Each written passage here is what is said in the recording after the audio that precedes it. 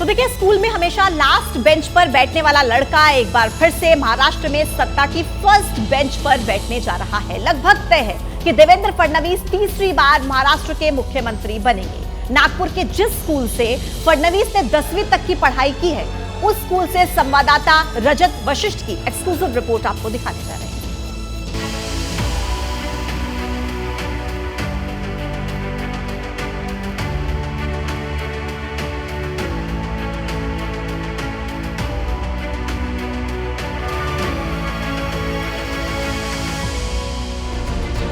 नागपुर के शंकरनगर इलाके के इसी सरस्वती विद्यालय से देवेंद्र फडणवीस ने 8वीं से 10वीं तक पढ़ाई की।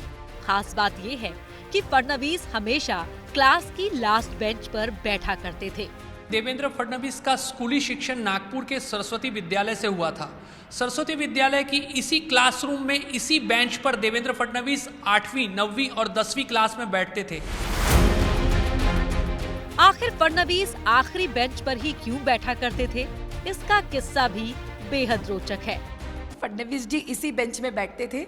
कहा जाता था कि उस समय भी उनका पर्सनालिटी उतना ही डायनेमिक था, थोड़े से वो हेल्दी थे और टॉल थे, तो सारे फ्रेंड्स उनको बोलते थे कि आप सामने आके बैठो। लेकिन वो तभी सोशल विचार रखते थे, तो उन्होंने ये बोला कि social according to the social concept of the society, मेरे वजह से किसी को तकलीफ ना हो, इसलिए मैं पीछे जाता हूँ। और बहुत सोबर आके वो पीछे बैठते थे। लेकिन एक जो साइकोलॉजिकल इम्पैक्ट लोगों में बना है कि लास्ट बेंचर यानी पढ़ाई नहीं करता होगा, इस चीज़ को भी उन्होंने मतलब नकारात्मक कर दिया। नहीं, उन्होंने सकारात्मक विचार ये दिया कि लास्ट बेंचर है करके कभी मत सोचना। आज स्टेट को लीड करने वाले जो चीफ मिनिस्टर बन रहे वो लास्ट बेंच से थे। मतलब आप ये सोचिए कि ब्लैक बोर्ड जो है वो ब्लैक कलर का होता है, लेकिन लोग सोचते हैं कि ब्लैक कलर एकदम अशुभ होता है, लेकिन जब व्हाइट चौक से आप उस पर लिखते हो तो वही उतना उठ के दिखता। तभी से उनके विचार इतने प्योर थे। वो बोलते थे कि everything has a positive side.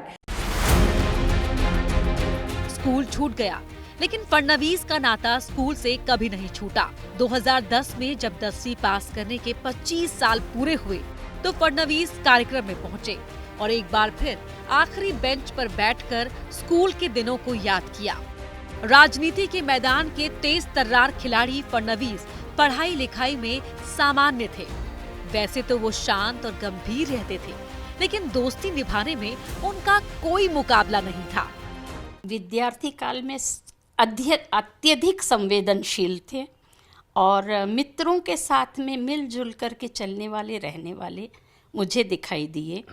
और उनके बारे में कभी भी किसी को कोई शिकायत नहीं रही है, चाहे वो सज़ा मिलने में हो या कोई बात करने में हो या किसी की बात छुपाने में हो, तो कभी भी मुंह अपना नहीं खोलते थे। सज़ा इन्हें मंजूर रहती थी, लेकिन अपने साथियों के नाम कभी भी ये लोग अपने जुबान पे नहीं लाते थे, शिकायत कभी नहीं करते थे। और यही कारण है कि सब जो हैं इनको भी चाहते थे, ये भी सबको चाहते थे। जिस वक्त फडणवीस स्कूल में पढ़ाई कर रहे थे, उनके पिता गंगाधर राव नागपुर से विधायक थे, लेकिन उनके हाव भाव में इसका कोई असर नहीं दिखता था।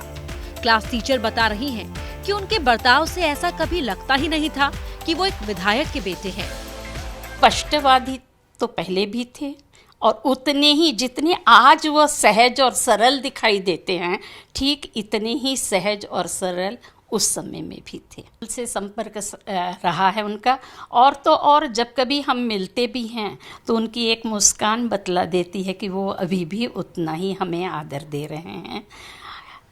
कितने भी भीड़ में हों तो उनका चेहरा बतलाता है कि नहीं, वो अभी भी कृतज्ञता जाहिर कर रहे हैं। 1985 में फडणवीस ने इस स्कूल से 10वीं की परीक्षा पास की। अब इस स्कूल का छात्र एक बार फिर राज्य में सत्ता के शिखर पर है। फडणवीस मुख्यमंत्री बनने जा रहे हैं। आज पूरे स्कूल को अपने इस छात्र पर गर्व है। उम्मीद है जल्द ही छात्र एक बार फिर अपने स्कूल में आएगा। एबीपी न्यूज के लिए नागपुर से रजत वशिष्ठ की रिपोर्ट।